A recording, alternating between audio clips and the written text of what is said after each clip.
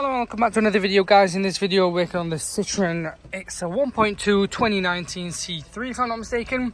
Now we have all these lights on, engine management light, and the revs go up and down, above the one and below the one, above the one and below the one.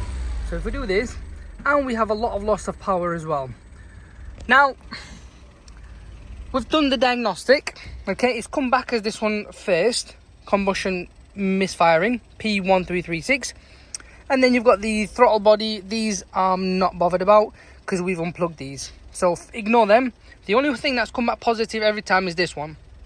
Now a lot of you, okay, I've already eliminated it and got to the bottom of it, but for some of you that fault code is not always what this car's fault is. Okay, I'll explain.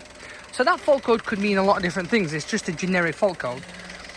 In your case, it may be the spark plugs, ignition coil and whatnot.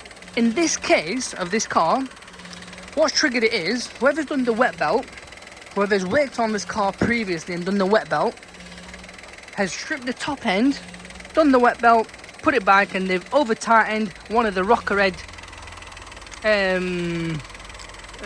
bolts, and that's cracked the rocker head. So I'll add a video as well. So this is the video, as you can see, the smoke test. This is how we managed to find out it's leaking air and it's escaping, hence why we're getting this sort of like revs going up and down. It's, in other words, it's not getting 100% air around the whole engine system. In your case, it could be the same scenario, but not the rocker head. It could be elsewhere, so you'll have to, do a smoke test, just like that. Or a lot of people out there have what's happened with them is they've changed the coil packs and spark plugs. That has eliminated it.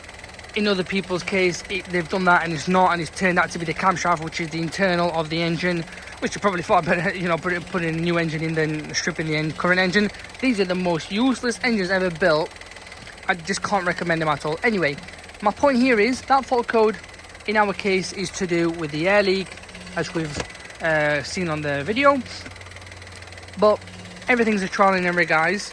But luckily we got to the bottom of it, and thanks to the guy who did the wet belt on this car a few months ago, well a year ago this time, they've over tightened the bolt, cracked it, and since then this car's been playing up and no one's got to the bottom of it, and here we are with the final results. What we'll do, we'll change the rocker head and this will hopefully eliminate it, and jobs are good in.